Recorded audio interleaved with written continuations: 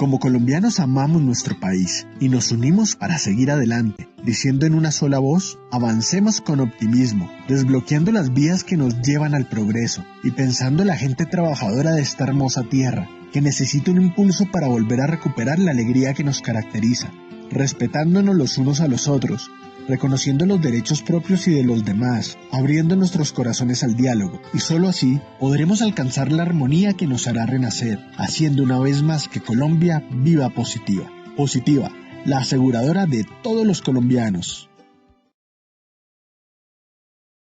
Muy buenas tardes para todos nuestros asistentes. Reciban un cordial saludo desde Positiva Compañía de Seguros y Positiva Educa. Soy Wilmer Carrasquilla y les doy una muy especial bienvenida a nuestra acción educativa de la Comunidad Nacional de Conocimiento en Prevención de Peligros en el Sector Salud, con la temática titulada Resolución 3050 de 2022, Manual de Rehabilitación, Papel de la Empresa. Damos la bienvenida a nuestro experto de la comunidad, el doctor Cristian Alonso Ramírez.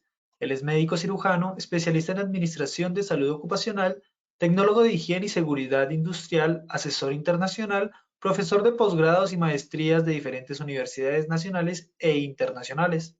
Doctor Alonso, muy pero muy buenas tardes y bienvenido. Buenas tardes, Wilmer, ¿cómo estás? Y buenas tardes a todas las personas que nos están acompañando en la tarde de hoy. Muy soleada por este sector, espero que para ustedes también esté lloviendo muy poco y la idea es que hoy arranquemos nuestra acción educativa con la resolución 3050 que fue emitida el año pasado y que habla del programa de rehabilitación. Aquí es muy importante ver en nuestra comunidad primero cuáles son nuestras responsabilidades como personal salud, pero también cuáles son las responsabilidades de la empresa, que son muchas y muy detalladas. Entonces, Wilmer, muchas gracias. Iniciaremos con nuestra acción educativa. Importante, esta es nuestra tercera de esta ruta del conocimiento que hemos trazado para nuestra comunidad del conocimiento. La próxima será de origen y pronóstico en la rehabilitación. Muy bien, pero Wilmer, evaluémonos. Claro que sí, doctor Alonso. Vamos a realizar entonces nuestro sondeo inicial. Le recordamos a nuestros participantes, realizaremos un sondeo al inicio y otro al final de nuestra acción educativa. El objetivo de este sondeo inicial es saber con qué conocimientos llegan nuestros participantes a este evento web. El objetivo del sondeo final es saber con qué conocimientos se retiran del mismo. Vamos entonces con esta primera pregunta. El decreto que regula el Programa Integral de Rehabilitación de la empresa es A. Decreto Ley 1295 de 2014. B. Resolución 3050 de 2022. C. Resolución 2844 de 2007. D. Todas las anteriores. E. Ninguna de las anteriores. Vamos a darle 15 segundos a nuestros participantes para que puedan responder esta primera pregunta. Les recuerdo desde su dispositivo móvil o computador les aparecerán estas 5 opciones de respuesta para que ustedes seleccionen la que consideren es la acertada. Muchas gracias a todos por su respuesta. Vamos a ver los resultados de nuestra primera pregunta. A. Decreto Ley 1295 de 2014, un 9%. B. Resolución 3050 de 2022, un 64%. C. Resolución 2844 de 2007, un 2%. De todas las anteriores, un 24% de respuesta. En ninguna de las anteriores, un 0% de respuesta. Vamos entonces con nuestra segunda pregunta.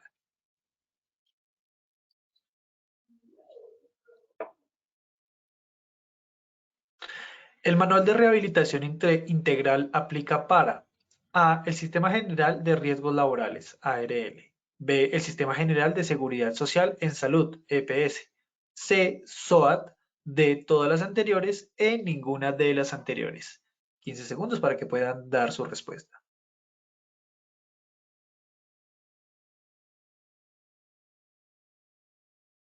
Vamos con los resultados de esta segunda pregunta. A. El Sistema General de Riesgos Laborales, ARL, un 39%. B. El Sistema General de Seguridad Social en la Salud, EPS, un 9%. C. SOAT, un 2%. D. Todas las anteriores, un 50%. E. Ninguna de las anteriores, un 0%. Nos vamos entonces con nuestra tercera y última pregunta de este sondeo inicial. Las alternativas de rehabilitación integral son A. Readaptación sociolaboral. B, reincorporación laboral, C, reconversión de mano de obra, D, ninguna de las anteriores, E, todas las anteriores.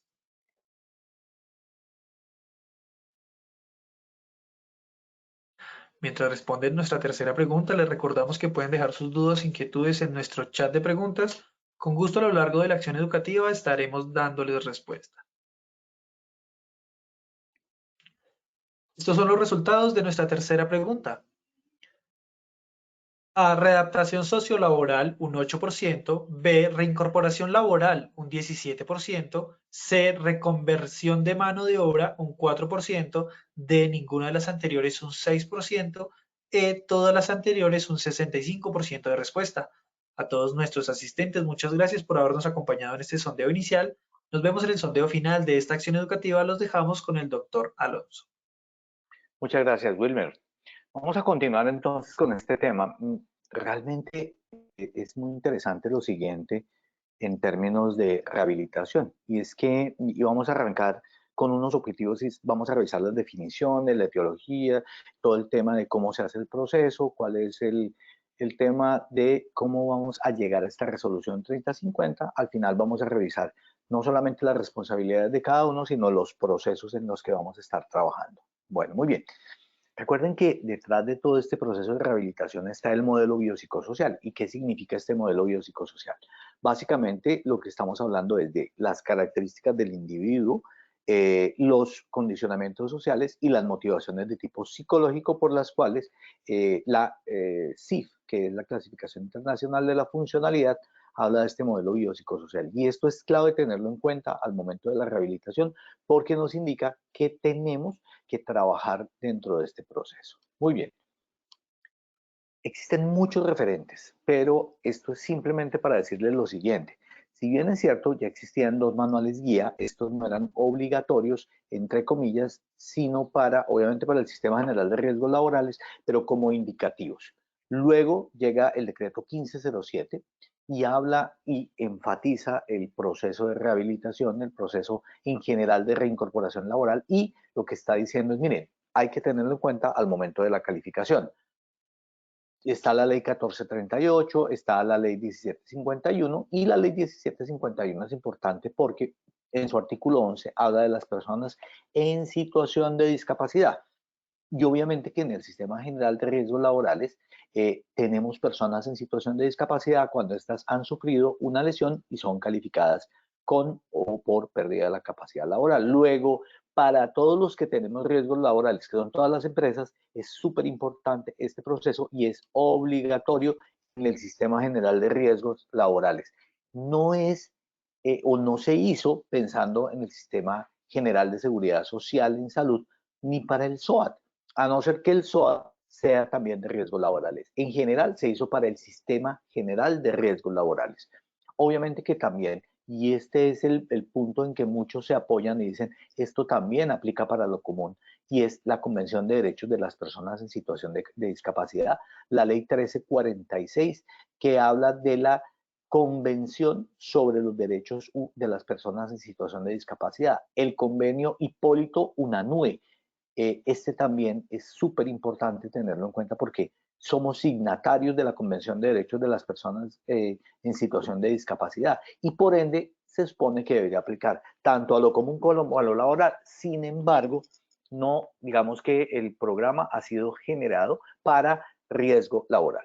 Muy importante el documento COMPES 166 del 2013, el cual obviamente en sus artículos 5, 7, 9 y 12 y 13 habla de esta situación específica de las personas en situación de discapacidad.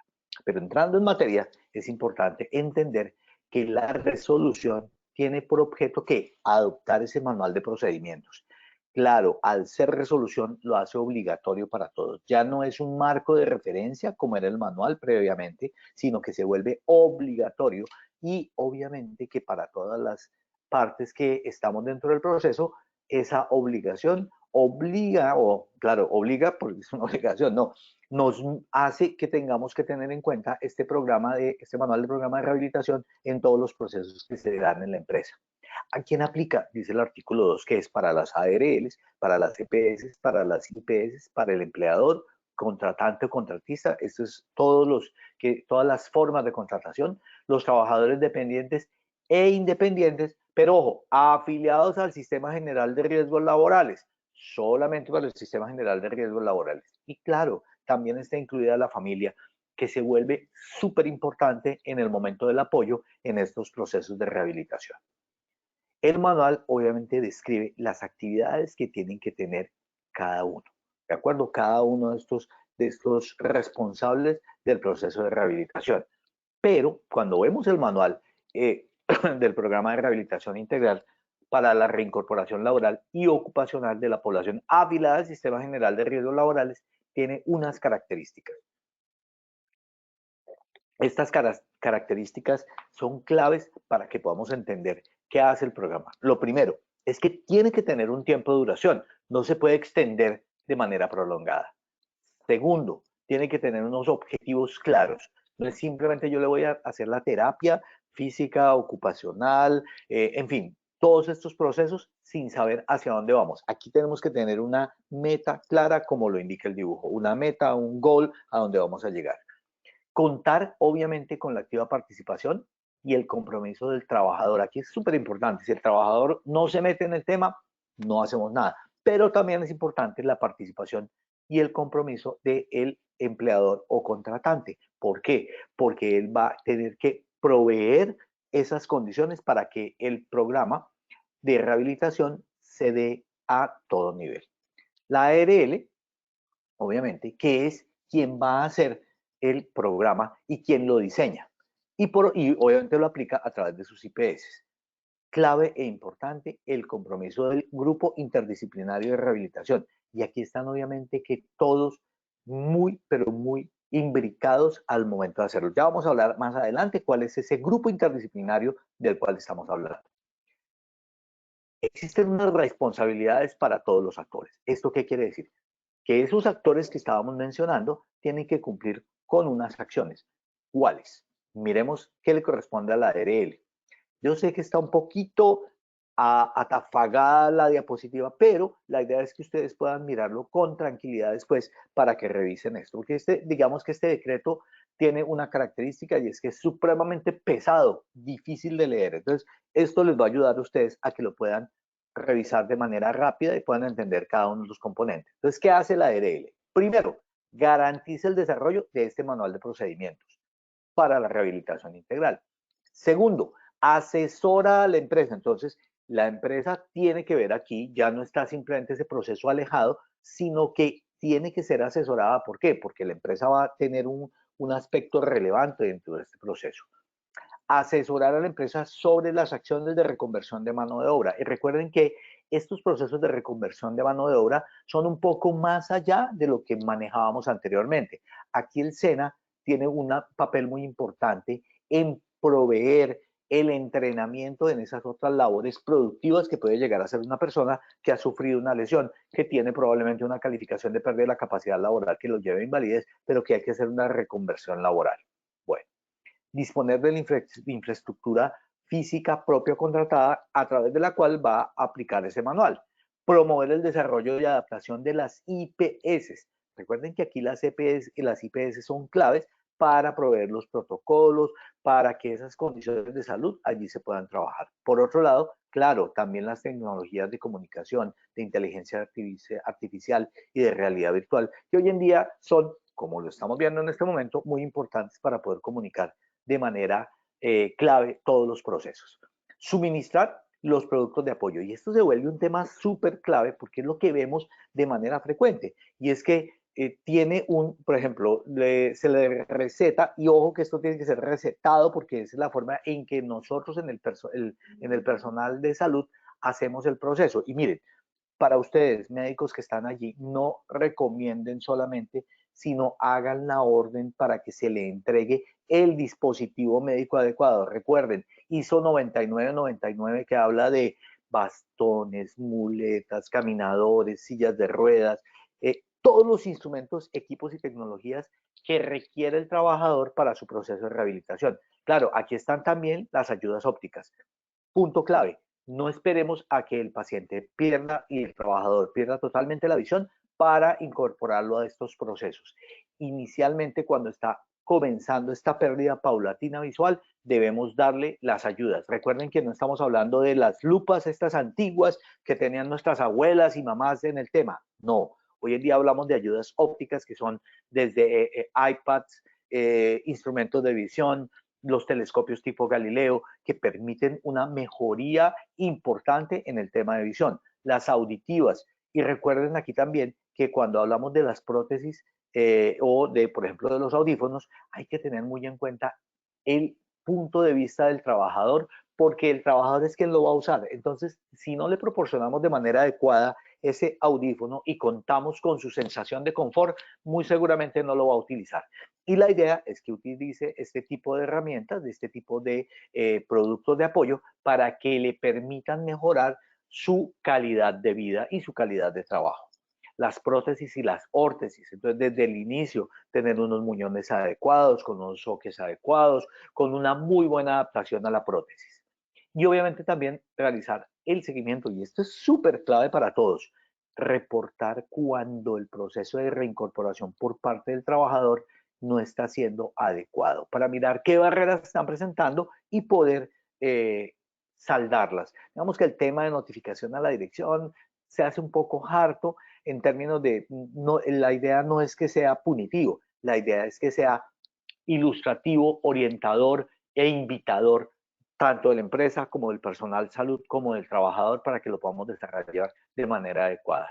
Las ARLs también tienen que establecer los mecanismos de coordinación con la EPS, porque recuerden que en muchas ocasiones los procesos de rehabilitación en riesgos laborales se ven truncados porque algún personal de salud que puede generar la incapacidad, sin saber el contexto de rehabilitación, puede llegar el trabajador y decir, me está doliendo, me molesta, y es muy probable que tengamos un trabajador que tenga dolor y que siga este proceso. Entonces, ¿yo qué tengo que hacer? Hacer de la incapacidad temporal una herramienta de trabajo para que se continúe dentro de este proceso la calificación. Muy bien. Dentro de este proceso la rehabilitación y la incapacidad sea dada de manera clara. En muchas ocasiones tenemos que volver a reincorporarnos, nos duela o no, porque resulta que ese es el final del proceso. Clave, van a tener ahora una herramienta que se llama informe de reincorporación laboral, donde estamos diciendo cuáles son las condiciones, el contexto laboral, familiar y social en el cual se va a dar esta reincorporación laboral. El concepto de finalización de la intervención del equipo interdisciplinario, los objetivos y metas, y obviamente notificar al empleador cuando el trabajador deserte del programa, pero muy importante, o no asista o haya incumplimiento. Muy importante, los empleadores y el personal salud estar enfocado constantemente para que ese trabajador se mantenga dentro del programa, más allá del reporte que, como les digo, termina siendo bastante odioso. La idea es que la persona aproveche esta oportunidad que tiene. Muy bien. También el tema del transporte aéreo, marítimo, fluvial y del acompañante, dependiendo del tipo de patología, se vuelven súper claves en el tema de rehabilitación. Muy bien, el uso de tecnologías de comunicación, sin duda, clave. Y obviamente velar porque los procesos de reintegro, de rehabilitación integral, tengan los tiempos, oportunidad y calidad. Es decir, que no hagamos que esto se vuelva un tema eterno, sino que por el contrario podamos manejarlo de manera adecuada y obviamente garantizar la integralidad del proceso. La responsabilidad de los prestadores de las ARLs, es decir, de las IPS, es decir, de nosotros como sector salud, es obviamente garantizar que se preste en buenas condiciones de calidad, oportunidad e integralidad el servicio de rehabilitación, que no es solamente terapia física, terapia ocupacional, es psicología, es tiflología, son todas las áreas que nos ayudan a poder apoyar ese programa. Obviamente que la IPS tiene que implementar esos programas del manual de rehabilitación integral para poder ayudar dentro del proceso y coordinarse con la ARL, garantizar si es necesario telemedicina o proporcionar la información clara e importante del cumplimiento del programa, que es una epicrisis que se hace al final del programa de rehabilitación. Y promover la reincorporación laboral temprana, es decir, tan pronto podamos reincorporar al trabajador, mucho mejor. Recuerden que en las estadísticas aparece que entre más tiempo se demore un trabajador en reincorporarse, va a ser más difícil. Entonces, un trabajador que lleva un año por fuera de la empresa, va a ser muy difícil su reincorporación. ¿Por qué? Porque se desadapta y porque empieza a no tener esa confianza para poder regresar. Articular todo el plan terapéutico, los conceptos del programa de rehabilitación con la aseguradora, con la ARL, en fin, con la que lo esté haciendo. Establecer las recomendaciones y las restricciones.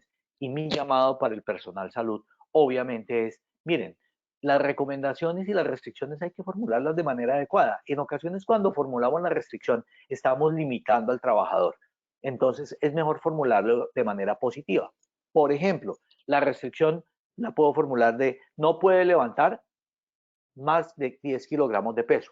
¿Qué tal si la redactamos nosotros como personal salud de manera positiva? Puede levantar hasta 10 kilogramos de peso. Puede levantar, es decir, tiene esa capacidad. Y eso hace que en la mente de nosotros y del trabajador el tema sea totalmente diferente. Capacitar al talento humano. Sabemos que las IPS rotan de manera constante a los profesionales. Igual hay que mantenerlos actualizados. Notificar los casos de deserción, que ya los habíamos visto, y obviamente asesoría en el proceso de rehabilitación. Muy bien, ¿cuál es la responsabilidad del empleador? Clave, muy clave, porque resulta que los empleadores aquí tienen un proceso de seguimiento supremamente importante. Entonces, uno, tienen que gestionar el programa. Gestionar, ya no somos entes pasivos como los empleadores y los contratantes. Dos, acatar las obligaciones que le da este manual, que ya las estamos mirando.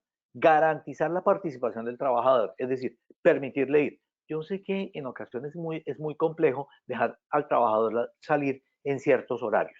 Hay que tratar de coordinar para que la ARL y la IPS le den las terapias de una manera adecuada, porque si llega el trabajador, tiene su terapia y no está en incapacidad y yo tengo que dejarlo salir, pues mirar cómo proveo esa oportunidad para que el trabajador pueda hacerlo.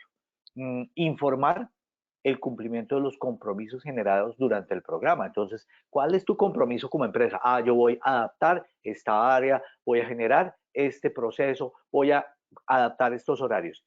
Eso para informarle al asegurador o a la ARL, miren, estamos haciendo lo que se tiene que hacer, como se tiene que hacer y cuando se tiene que hacer. Articular los sistemas de vigilancia epidemiológica en el componente de rehabilitación. Recuerden que el proceso del sistema de vigilancia epidemiológica implica intervenir los factores de riesgo que generaron en su momento el proceso o la lesión que va a tener el trabajador. Entonces hay que comprometerse al manejo de los factores de riesgo y capacitar y hacer asistencia técnica en las TIC, o sea, las tecnologías de la informática y la comunicación a todos los que participen desde la empresa en este programa. Muy bien. También, clave, recuerden que cuando a uno le llega el trabajador, y estoy haciéndome como personal de salud o como personal de asesor en estos temas, cuando a uno le llega el nombre del cargo, uno no sabe qué hacen. Entonces, más allá del nombre del cargo, que no nos dice nada, operador 7, operador de máquina plana, uno dice, bueno, ¿qué es una máquina plana? Porque estamos en el sector salud y eso no es tan sencillo. Los que estamos en empresa conocemos algunos procesos, pero no todos. Entonces, ese trabajador siniestrado tiene que darse los cargos, las funciones y las recomendaciones emitidas por el médico del trabajo y para que se genere la rehabilitación funcional. Atender las recomendaciones y las restricciones que les den. Claro, hay que mirarlas y hay que adaptarlas. Recuerden que aquí el proceso clave es el que hace el médico, que a través de la evaluación médica ocupacional aterriza el proceso. Si tienen dentro de su equipo terapeutas ocupacionales, terapeutas físicas, también hay que involucrarlas dentro de todo este proceso porque ellas obviamente que están mucho mejor en términos de la rehabilitación. Y ubicar al trabajador en un cargo en el que pueda cumplir las recomendaciones y las restricciones. No tengamos áreas donde vamos a colocar todo aquel trabajador que es, digamos que tiene mucha recomendación y restricción. Entonces decimos, no, este va para la lavandería porque allá lo podemos trabajar mejor. O va para servicios generales, o va para un área donde vamos a dejarlo allí, no dejándolo desarrollar todo su potencial. Muy bien. También es responsable de las acciones de reconversión de la mano de obra. Y aquí es importante que nos asesoremos y en temas de reconversión estemos con el SENA. ¿Por qué? Porque el SENA nos va a proveer la capacitación, claro, junto con la ARL, junto con las terapeutas ocupacionales o terapeutas hombres ocupacionales, físicos, también que nos pueden ayudar para mirar qué es lo que tenemos que hacer dentro de este programa de reconversión de mano de obra. Muy bien. Por otro lado, vamos a facilitar la participación en los programas necesarios para la recuperación funcional y realizar las evaluaciones de puesto de trabajo. Recordemos que esas evaluaciones nos proporcionan cuáles son las competencias que tengo que tener y cuáles son las cargas a las que se va a haber sometido el trabajador para que yo pueda mirar cómo puedo hacer ese ingreso con esas competencias que quedan en este trabajador que ha sido lesionado y que tiene una pérdida. Aquí hay un punto que voy a decir que es bien interesante, pero que también tiene sus bemoles, y es que los empleadores y los contratantes que no puedan cumplir con las recomendaciones o las restricciones tienen la obligación de informar al trabajador, a la ARL y a la Dirección Técnica del Ministerio de Trabajo. Es decir, no tengo un cargo donde pueda meter a este trabajador, donde pueda ayudarlo a su proceso de reintegro. Digamos que eso tiene de largo y de ancho. Hay que hacer muy bien ese análisis antes de decir, mire, no hay esas competencias. Siempre hay una forma creativa de dar a ese trabajador la oportunidad de regresar. Este informe de pronto se vuelve un poco complejo y tendría unas complicaciones muy difíciles, no solamente para el trabajador, sino para la empresa. Y unas implicaciones de tipo jurídico que tal vez es preferible no tener. ¿Qué tiene que hacer el trabajador? Aquí el trabajador es protagonista. Uno, se tiene que comprometer con las actividades de rehabilitación. Recuerden que constituye una abuso del derecho cuando el trabajador no va a rehabilitarse. ¿Sí? Eso es clave. Ah, no, es que estoy incapacitado. Y no, pues está incapacitado para asistir a este proceso, no para no asistir. Segundo, debe aportar información veraz y oportuna. Yo no puedo decir como trabajador, ay, se me olvidó decirte que era diabético. Tremendo problema. ¿Cómo no me dijo que era hipertenso? Entonces, como personal de rehabilitación tenemos que tener toda esta información. Lo otro es clave. Aplica en el ambiente laboral las restricciones y las recomendaciones y las instrucciones que me están dando en el proceso de salud, pero también aplica en la casa. Para ustedes que hacemos este proceso de salud en todas las IPS, en esta comunidad es importante que siempre le recarguemos al trabajador, mire, esto también aplica para la casa. Es decir, yo no puedo decir que en el trabajo yo no puedo levantar mi hombro por encima de 90 grados en flexión para alcanzar cosas que están por encima porque tengo un manguito rotador por encima de 90 grados, pero en la casa sí tengo que hacerlo. Claro, entiendo que es muy probable que en las casas tengan menos ayudas de las que tienen en el trabajo, pero hay que procurar cumplirlo. Asistir a la capacitación, a la asesoría, al entrenamiento y a la asistencia técnica que se dé en términos de lo que debe hacer. En rehabilitación, utilizar las incapacidades temporales como, ojo, como una herramienta y de acuerdo con lo que se le está diciendo en el programa. Es decir, yo no puedo decir, como estoy incapacitado, me voy de rumba y tengo una lesión de rodilla, pues no puedo bailar porque me voy a lesionar. Muy rico. O hacer una actividad deportiva que me va a lesionar, tampoco puedo hacerlo. O irme de paseo o de viaje atentando contra mi salud. Recuerden que en términos de este proceso se nos vuelve un abuso del derecho y por ende no debería hacerlo. Y por otro lado, recuerden que la 776 del 2002 habla de que se considera un fraude una falla grave. Bueno, entonces en ese orden de ideas, el proceso es mejor tenerlo controlado y que todos sean responsables del proceso. Bueno, muy bien. Sí, recuerden, si tienen preguntas, yo estoy aquí pendiente del chat de cuáles son estas preguntas y vamos sacándolo. Aquí estoy viendo a Patricia Reverán que nos está preguntando si este proceso de rehabilitación en términos de restricciones y recomendaciones laborales es obligatorio para la empresa. Pues miren, mientras sea hecha la recomendación o por el médico tratante o por el proceso de todos los involucrados en el equipo interdisciplinario de rehabilitación, sí es obligatorio para las partes y tienen que cumplir con él. Veo que también está Carlos Chávez, que nos pregunta lo siguiente. ¿Qué pasa cuando un trabajador oculta información de su estado de salud? Gravísimo, gravísimo, porque uno nos deja ciegas en el proceso y puede ser información importante. Digamos que la persona que está sufriendo su proceso a veces no puede valorar qué tan grave puede llegar a ser esta acción. Entonces es muy importante que siempre le recalquemos sobre el proceso. Yo sé que muchos trabajadores en muchas ocasiones hacen y tienen recomendaciones laborales y restricciones y no nos informan de absolutamente todas sus estados de salud. Se les olvidan las cosas, pero no sería lo más adecuado. Bueno, porque nos puede generar un proceso muy complejo. Muy bien. Y obviamente nos puede generar el daño, porque si por ejemplo tiene un túnel del carpo y no nos ha dicho y estamos haciendo por ejemplo la aplicación de un paquete caliente, lo podemos quemar porque en esa zona pierde la sensibilidad. El Ministerio de Trabajo obviamente tiene una labor muy importante, es hacer esas acciones de inspección, vigilancia y control a todos los entes que están involucrados en este manual de rehabilitación. Realizar la difusión de la norma, claro que sí, pero supuestamente muy importante. Y hacer guías e instrumentos técnicos. Tal vez luego de leer este decreto, lo que a mí más me queda claro es que el desarrollo de herramientas técnicas para el proceso de rehabilitación es supremamente grande. Entonces, para el empleador, para el sector salud, para nosotros que trabajamos en este proceso, se vuelve supremamente clave el hecho de que el ministerio invierta ese dinero en investigación para poder aportar instrumentos técnicos. Obviamente realizar las acciones articuladas con el SENA para el apoyo de los empleadores en la reconversión de mano de obra. Y recuerden que aquí lo importante es que explorar muy bien cuáles son las necesidades, los intereses del trabajador para poder hacer estos procesos de reconversión de mano de obra. No es solamente generar este proceso así de sencillo, sino hacerlo bien hecho.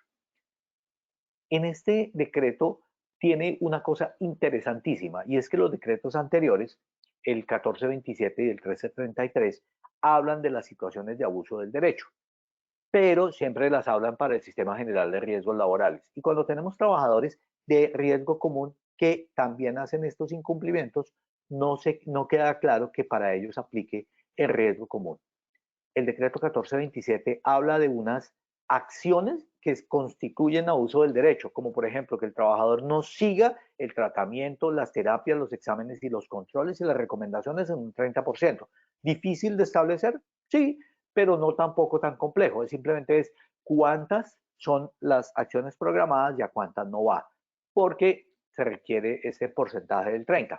Que no asista a las valoraciones, es que yo no quiero ir a mi calificación de origen, ni calificación de pérdida de la capacidad laboral, y eso hace que tengan muchos problemas en términos de este proceso. Muy bien.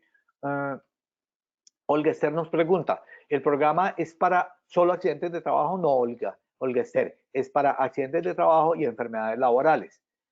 Cuando un trabajador que entra en el programa de rehabilitación entra en fuero laboral y cuando no. Claro, esa pregunta es súper importante. La hace Johnny Walter González. Es que el fuero de salud ya se generó.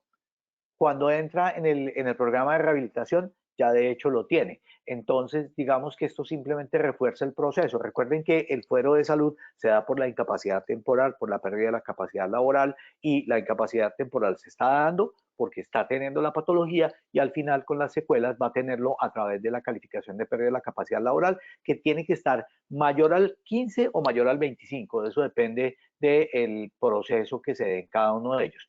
La otra pregunta que nos hace Luisa Camargo es, ¿qué pasa cuando el trabajador, mientras se encuentra en incapacidad, trabaja en otro lugar? Está incumpliendo, míralo aquí, lo dejamos precisamente, el trabajador está atentando contra su salud y nos pasa de manera frecuente, Luisa, que el trabajador se dedique a hacer, por ejemplo, con dolor lumbar, en su empresa no lo puede hacer, pero luego va y ayuda a levantar bultos en otro lado sin tener en cuenta que esta es una recomendación. Entonces, ¿qué pasó, Luisa? Que está teniendo una acción que comporta no un delito, pero sí un abuso del derecho. Estas, por ejemplo, que estamos contando allí, y es, por ejemplo, durante el tiempo de la incapacidad el cotizante se encuentra emprendiendo una actividad alterna, que era lo que tú nos preguntabas, y que le impide su recuperación. Claro, si yo tengo dolor lumbar por levantar pesos y me voy a otra empresa y en esta me están pagando la incapacidad, pero en el otro me voy a enfermar, claro que sí, ahí está incluyendo en abuso del derecho. Aquí el tema son las pruebas, ¿no? Entonces recuerden que los otros compañeros siempre cuentan qué está pasando allí con estos trabajadores, entonces es bueno tenerlo en cuenta. Muy bien, ¿cuáles van a Fiscalía General de la Nación? Uno, detección de una alteración de la incapacidad. No le dieron la incapacidad y entonces ustedes saben que ellos pueden comprarlas en Mercado Libre, en Facebook, hay muchos sitios donde venden incapacidades, entonces tengan el ojo avisor de qué está pasando y manténganse conectados con el equipo interdisciplinario. El usuario tiene conductas contrarias a la ley en su estado de salud. Por ejemplo, si tienen una, vamos a decirlo de manera contertulia, una caracha, una costra sobre la herida que estamos tratando de curar, él se la puede quitar. O, por ejemplo, no sigue las instrucciones y llega con la lesión mucho más aumentada o infectada por no tomarse el antibiótico que le dieron. Hay también fraude del personal salud en otorgar certificaciones de incapacidad que no son. Entonces, mi recomendación es para ustedes, colegas, colegas de todo el sector salud, es no emitan certificaciones de incapacidad donde el trabajador no esté y a usted no le conste que está teniendo esa, digamos, esa situación de salud que amerita la incapacidad. Los cobros con datos falsos y obviamente también, y esto es para que nos defendamos también como gremio y como sector salud, es si a mí me amenazan y me obligan a generar la incapacidad, no se preocupen, denuncien también. Ustedes también, se me oyó como el programa de televisión, el noticiero, denuncie. Pero sí, es cierto, denuncie, usted también tiene derechos. Usted puede poner esto en conocimiento de la Fiscalía General de la Nación para que no lo obliguen a generar estas incapacidades. Y eso implica para el trabajador, uno, suspensión de las prestaciones por incapacidad temporal, manejo de la Fiscalía General de la Nación y este punto que tú nos estabas preguntando, fuero de salud no soportado. ¿Eso qué quiere decir? Que si yo le compruebo un abuso del derecho, el fuero de salud no opera. Y eso se vuelve una herramienta importante e interesante. Aquí les dejo el proceso de cómo en la 1427 debe hacerse la detección del fraude, esperar al proceso con la EPS y con la ARL para que se pueda generar todo este tema de el abuso del derecho. Muy clave para poderlo trabajar. Obviamente que como todo decreto tiene una inspección y vigilancia que le ejerce el Ministerio de Trabajo, pero también unas sanciones. Y recuerden que ellas están en el artículo 91 del decreto ley 1295 y el artículo 13 de la 1562 del 2012 y obviamente también en la 1072 donde el tema de sanciones ha sido muy claro en todos estos procesos. Muy bien. El anexo técnico es sumamente largo. Entonces, yo les voy a contar de manera rápida cuáles son esas partes de este programa, pero clave son 3 puntos. La promoción de la salud, el desarrollo y recuperación de la parte funcional y la integración social y ocupacional que termina siendo mucho más enfática aquí. No es que no existiera, sí existía con antelación. Entonces, en promoción y prevención de la salud, y de las limitaciones físicas y mentales. Aquí la idea es hacer un proceso de rehabilitación efectiva, ¿no es cierto?, que nos permita reincorporar de manera temprana y hacer el proceso de rehabilitación. Casi que el paciente se está cayendo y tan pronto llegue a urgencias, uno debería comenzar el proceso de rehabilitación temprano, ¿de acuerdo? Hay muchas ideas que tenemos frente a los procesos de rehabilitación que ya no se tienen en cuenta. Miren, por ejemplo, un simple trasplante de cadera, y ustedes lo saben, colegas, cuando uno tiene y el ortopedista le hace el reemplazo de cadera, la está levantando a las 2 horas. O sea, terminó el proceso de cirugía y ya está empezando el proceso de rehabilitación, porque de lo contrario no es exitoso. Y pasa lo mismo aquí en riesgos laborales. Identificar cuáles son los factores de riesgo que aumentan el grado de severidad. Pisos resbalosos, que no haya rampas, que el paso y el contrapaso sean inadecuados en una escalera y entonces pueda generar también un proceso que aumente el daño aquí en estos trabajadores. El desarrollo y la recuperación del mantenimiento funcional parte de un muy buen diagnóstico de cuál es el daño que tiene el trabajador y cuál es el pronóstico ocupacional. Uno ya sabe cómo se va a comportar. Sin embargo, es claro que es un proceso dinámico, es decir, que puede cambiar en la medida en que los vamos trabajando. Se deben aplicar todas las medidas terapéuticas y de tecnología para mejorar las funciones físicas, mentales y sensoriales del trabajador para que se pueda reincorporar no solamente en el trabajo, sino también en lo social y en lo familiar para eliminar las barreras. Y la integración social y ocupacional, que es el tercer elemento del que estábamos hablando, tiene un objetivo inmediato en cuanto a la rehabilitación, es la recuperación y desarrollar esas capacidades para desarrollar las funciones productivas. Es eso y no otra cosa. Es decir, ¿cómo puedo reincorporarlo de manera rápida y cómo puedo recuperar esas funciones productivas que no son importantes solamente para la empresa? Para uno como ser humano, ser productivo se vuelve supremamente importante. Muy bien. Los procedimientos que estén de acuerdo con el diagnóstico, es decir, yo no puedo tener, por ejemplo, una capsulitis adhesiva o una lesión de manguito rotador donde yo ya tengo una ruptura y obviamente pues en la ruptura hay que hacer todo el proceso quirúrgico, pero también yo puedo, por ejemplo, movilizar un hombro que es un hombro congelado bajo anestesia y eso va a ser mucho más eficiente de pronto, dependiendo de cómo se presente el proceso, para movilizar ese hombro y para darle esa movilidad que estamos necesitando. La integración ocupacional, supremamente importante en las situaciones de discapacidad. Cómo orientar, capacitar, asesorar y entrenar a las personas y a su entorno. Entonces recuerden, tengamos en cuenta las características y necesidades del trabajador, las exigencias del puesto de trabajo y las características del entorno laboral, social y familiar. Se vuelven muy importantes. Tal vez en algún momento que estuve trabajando mucho en Antioquia, en la zona de Río Negro, uno decía, no, pero esto es facilísimo salir de acá. Claro, tú estás pensando en tu barrio, en el sitio donde estás viviendo, pero no estás pensando que de pronto ese trabajador está en una loma, llegue en una loma o baje en una loma, y esto nos pasa muchísimo con los pacientes que tienen discapacidad. Entonces, movilizarse allí con un bastón, con un caminador, con una silla de ruedas termina no siendo tan fácil. Muy bien. Estas son las etapas del proceso y quiero dejarlas de manera general esbozadas aquí. Entonces tiene una primera etapa que es identifique los casos que de hecho con el solo diagnóstico y con lo que usted está viendo pueden ser objeto del programa de rehabilitación. Segundo, evalúe de manera inicial el caso y esta evaluación ocupacional se vuelve muy importante y aquí el trabajo de las terapeutas ocupacionales y del grupo interdisciplinario son claves. En la segunda etapa, en el 2B, que sería pues, la tercera etapa, 2A, 2B, el B habla de la formulación del plan. Es decir, ¿qué vamos a hacer? Planteémoslo de manera adecuada. ¿Qué es lo que vamos a poner a hacer este trabajador en términos de rehabilitación, de tratamiento y de manejo para que podamos incorporarlo? Y en la etapa 3 ya está el desarrollo del plan como tal. ¿Y qué vamos a mirar allí?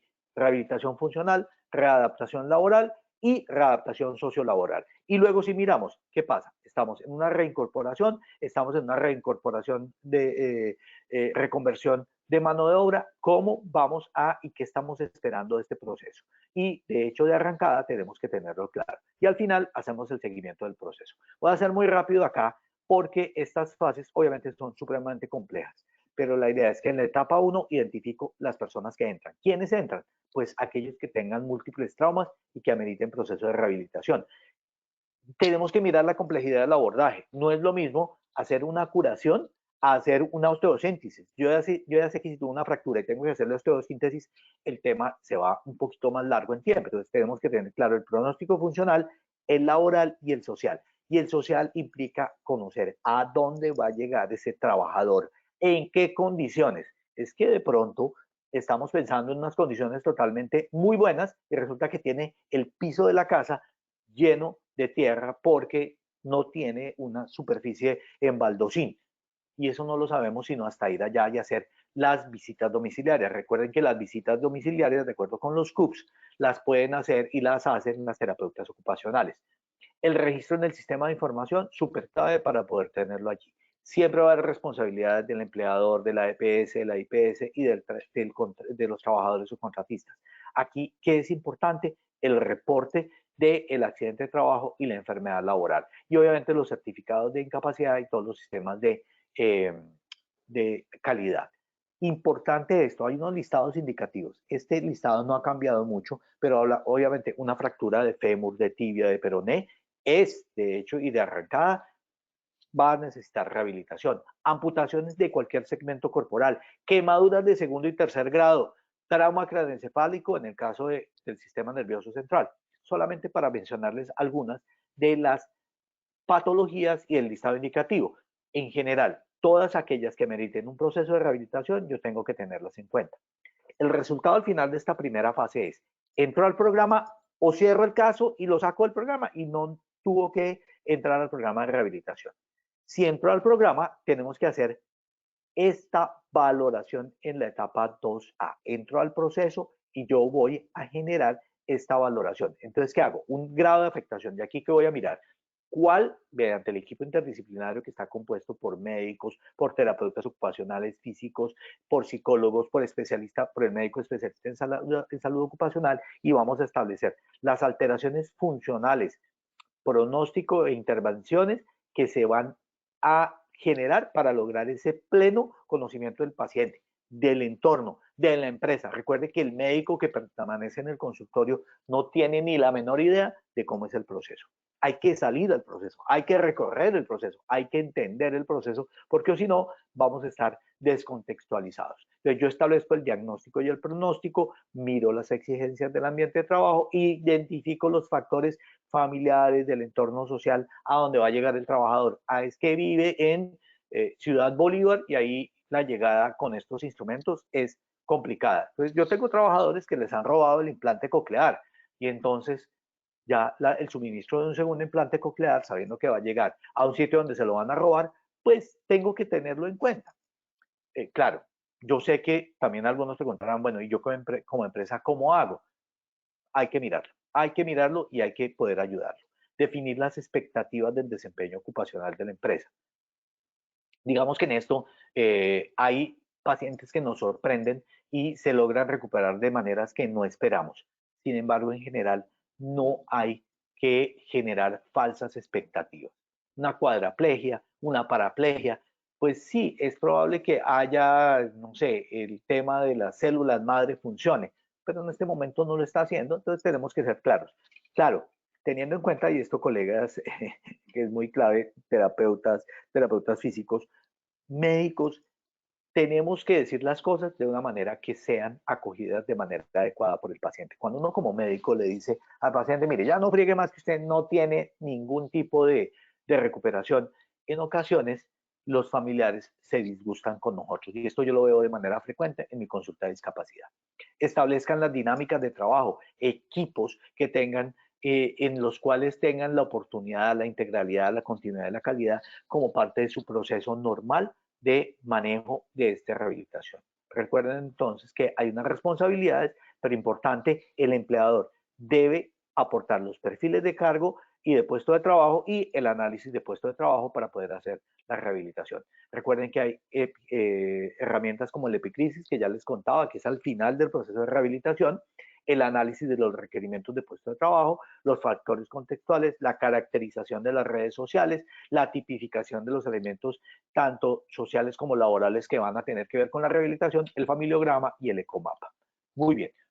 Tenemos que tener entonces ese diagnóstico y entramos a la etapa 2B, donde formulamos un plan adecuado, coherente para esa patología que vamos a entrar a manejar. Por otro lado, tenemos las metas. Entonces, mis metas van a ser, vamos a tener un trabajador que se va a reintegrar con modificaciones o cómo va a ser este proceso. Muy bien. Recuerden que aquí todos tenemos responsabilidades. Nosotros, dentro del equipo interdisciplinario, para concertar muy bien este plan con todos los integrantes, incluidos tanto la empresa como el empleador. Y el empleador, porque es responsable de la selección y propuesta de posibles trabajos en los cuales se va a reintegrar el trabajador. Muy bien. Las metas y los planes de rehabilitación. Entonces ya sabemos que es reintegro con modificaciones, sin modificaciones, reubicación laboral temporal y permanente. Muy bien. Finalmente, el desarrollo del proceso de rehabilitación que nos va a permitir aplicar todas estas herramientas. La rehabilitación funcional, donde yo lo que busco es recuperar las habilidades perdidas. Recuerden los principios de biomecánica y recuerden que el empleador facilita al trabajador estos programas. Y nosotros, como miembros de los equipos de IPS, tenemos que entrar a mirar cuáles son esas actividades en la rehabilitación funcional para lograr las metas que estamos queriendo tener. Recuerden que se centra en un programa terapéutico específico, terapia ocupacional, terapia física, terapia del lenguaje, psicología, tiflología, y no esperemos a tener, por ejemplo, un paciente que ya no pueda ver, que esté ciego, para poder ingresarlo a los programas de rehabilitación. Ese es uno de los principales pecados que yo veo mucho. La readaptación laboral, y es que vuelva a integrarse dentro de su puesto de trabajo y obviamente donde yo tenga esa posibilidad de hacerlo de manera adecuada. Veo varias preguntas, voy a retomarlas ahorita, pero el objetivo es el reintegro laboral en este caso. Recuerden siempre que quienes son responsables tienen que ayudar a este proceso. La parte sociolaboral, muy importante, orientar, asesorar al trabajador y a su familia de cómo adaptar la vivienda. A veces no pensamos en la vivienda del trabajador y en la vivienda del trabajador es donde perdemos todo ese trabajo que estamos haciendo. Entonces lo sociolaboral se vuelve súper clave. Recuerden que aquí el empleador tiene que adaptar el puesto de trabajo, y aquí está la reglamentación, la resolución 1151, la 032 del 2019 del Sistema de Gestión de Seguridad y Salud en el Trabajo. Y obviamente esto de manejo del duelo. Recuerden que todos los trabajadores hacen cuando sufren accidentes de trabajo y enfermedades laborales, generan un trastorno adaptativo, y ese trastorno adaptativo hace parte del duelo, pero tenemos que superarlo para que pueda tener una recuperación funcional, tener y garantizar esas modificaciones y obviamente que se reintegre de manera adecuada al puesto de trabajo. Muy bien. Aquí la idea es que hemos hecho un programa que finalmente logra su objetivo. Y la reincorporación, entonces, vamos a reintegrar al trabajador bajo diferentes condiciones, con adaptaciones o sin adaptaciones. Muy bien, clave importante, la percepción del puesto de trabajo, el confort, la seguridad de ese nuevo puesto donde yo lo voy a llevar allí, un jefe inmediato que entienda el proceso, una adecuación a los estándares productivos para que esa persona sea adaptada de manera adecuada. Y finalmente, el proceso de reconversión de mano de obra, que busca generar esas competencias necesarias para desarrollar una alternativa ocupacional en las cuales conserve su calidad de vida. Muy bien. Y finalmente, el proceso de seguimiento del sistema, donde vamos a mirar qué pasó y cómo lo hicimos y si lo hicimos bien o no. El concepto funcional y ocupacional, muy clave en estos procesos. Y al final, los 3 indicadores de cobertura, de estructura, proceso y resultado. ¿Y a cuánto llegamos aquí? Voy a mirar las preguntas y tenemos aquí una pregunta de Lady Constanza Guerra, tal vez. Como organización, perdón, con los apellidos, es que como no queda tan amplio, no alcanzo a ver sino hasta 2 letras del apellido. Pero pregunta, como organización, ¿cuál es mi responsabilidad frente a este programa cuando la situación del colaborador no es por accidente de trabajo y enfermedad profesional, enfermedad laboral? Pues mira, digamos que no está obligado desde el origen común a hacerlo. Sin embargo, para ustedes es mucho más, y para nosotros como empresa son mucho más los casos de origen común que los de origen laboral. Entonces la recomendación es seguirlo, y muy seguramente en el futuro vamos a tener instrucciones más fuertes frente a este tema en riesgo común. Esperemos a ver qué pasa. Mario Galvez nos pregunta, hay trabajadores que no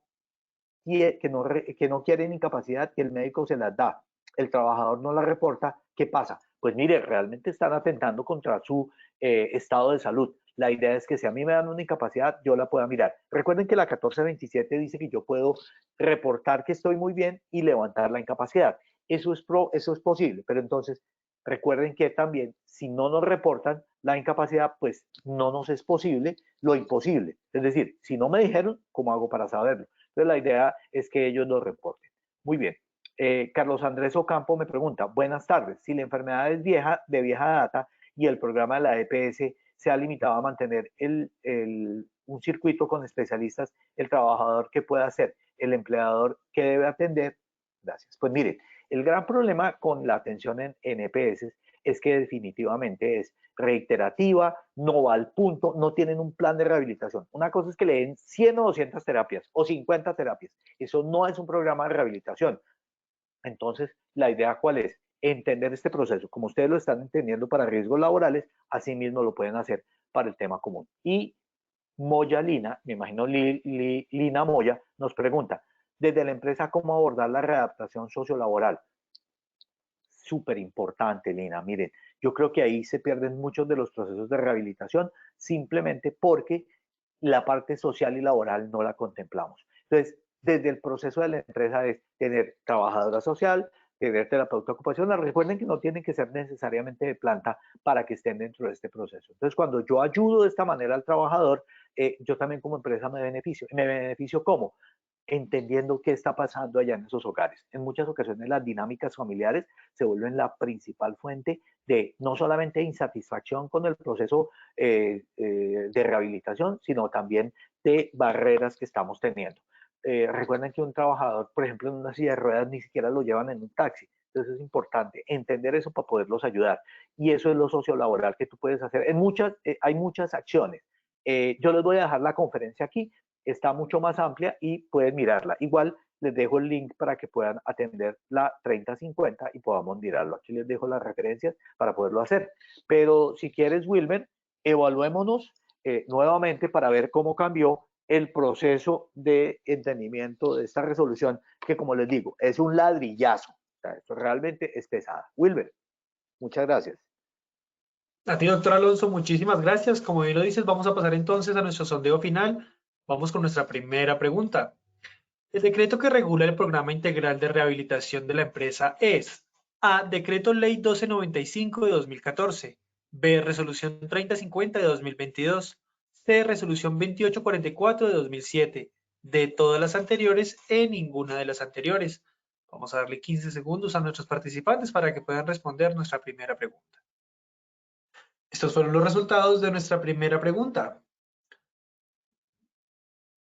A. Decreto Ley 1295 de 2014, un 8%. B. Resolución 3050 de 2022, un 73%. C. Resolución 2844 de 2007, un 1%. D. Todas las anteriores, un 17%. E. Ninguna de las anteriores, un 1% de respuesta. Doctor, cuéntanos qué tal nos fue nuestra primera pregunta. Pues muy bien, pasamos de un 64% en el primer sondeo a un 73% en la respuesta B, que es la resolución 3050. Muy bien, vamos muy bien. Wilmer, continúa. Muchas gracias, doctor. Vamos con nuestra segunda pregunta. El Manual de Rehabilitación Integral aplica para A. El Sistema General de Riesgos Laborales, ARL. B. El Sistema General de Seguridad Social en Salud, EPS. C. SOAT. D. Todas las anteriores. E. Ninguna de las anteriores. 15 segundos para que puedan responder. Estos fueron los resultados de nuestra segunda pregunta. A. El Sistema General de Riesgos Laborales, ARL, un 46%. B. El Sistema General de Seguridad Social en Salud, EPS, un 0%. C. SOAT, un 2%. D. Todas las anteriores, un 49%. E. Ninguna de las anteriores, un 2% de respuesta, doctor Alonso. Miren, la respuesta aquí son dos. Uno, riesgos laborales, claro, ahí aplica. Pasamos de un 39% a un 46%, perfecto. Pero recuerden otra cosa, cuando respondieron todas las anteriores, que es el 49%, es cierto, todos, por la forma en que yo lo desarrollé, son de alguna forma responsables. CPS, ARLs, en fin, todas están de alguna manera responsables del tema. Muy bien, muy bien. Eso nos daría casi que el 95%. Doctor, muchas gracias a ti. Vamos con nuestra tercera y última pregunta de la acción educativa de hoy. Las alternativas de la rehabilitación integral son A. Readaptación social laboral. B. Reincorporación laboral. C. Reconversión de mano de obra. D. Ninguna de las anteriores. E. Todas las anteriores. Muchas gracias a todos por acompañarnos en este sondeo final. Vamos a ver los resultados de la tercera pregunta. A. Readaptación sociolaboral, un 6%. B. Reincorporación laboral, un 18%. C. Reconversión de mano de obra, un 0%. D. Ninguna de las anteriores, un 0%. E. Todas las anteriores, un 76% de respuesta, doctor Alonso. Muy bien, pasamos en la respuesta correcta del 65% al 76%. Muy bien, pero muy bien. Muchas gracias. Gracias sobre todo porque esto es un tema pesado. Wilmer, muchas gracias. Y a ustedes, muchachos, y todos los asistentes, muchas gracias. Doctor Alonso, muchísimas gracias a ti por habernos acompañado en otra acción educativa de tu Comunidad Nacional de Conocimiento. Te deseamos una excelente tarde y esperamos verte Lo mismo muy para ti. prontamente. Gracias, para todos ustedes también. Que estén muy bien. Feliz día. Gracias, doctor. De igual forma, agradecemos a todos nuestros asistentes por su participación y acompañamiento en la acción educativa de hoy. Los invitamos a que conozcan nuestro Centro Virtual de Enseñanza y Aprendizaje Posipedia, www.posipedia.com.co, donde encontrarán todas nuestras comunidades de conocimiento y mucha más información para que sigan conectados con nuestro Plan Nacional Multimodal de Educación. Recuerden que el certificado de este evento web se generará para todos nuestros afiliados de 1 a 8 días hábiles después de terminada la acción educativa y podrán acceder a él por medio de nuestro portal Posipedia en la sección Edúcate. De igual forma, en www.posipediatalleresweb.com podrán acceder a nuestro cronograma de acciones educativas. Agradecemos diligenciar la encuesta de satisfacción que les aparecerá al finalizar el evento web. Los dejamos con el siguiente audio coaching. Que tengan una muy buena tarde.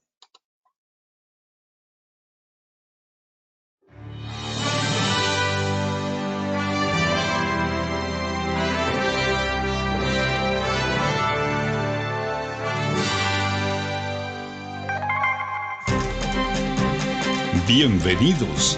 A partir de ahora dispongan cada uno de sus sentidos para vivir y disfrutar las experiencias sonoras de Positiva Educa.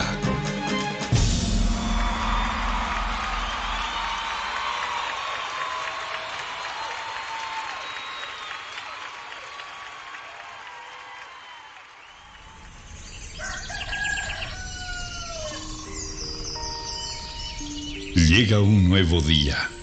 Abro mis ojos y la luz del sol me saluda alegre diciendo con todo el brillo de su voz que una nueva oportunidad ha comenzado para mí. Que todo lo que pasó ayer se quedó solo en el ayer. Que lo dicho y lo hecho nunca podrán repetirse de la misma manera. Por eso, de nada servirá que me desgaste pensando en si lo pude haber dicho mejor o hecho mejor. No hay nada más importante que lo que suceda hoy.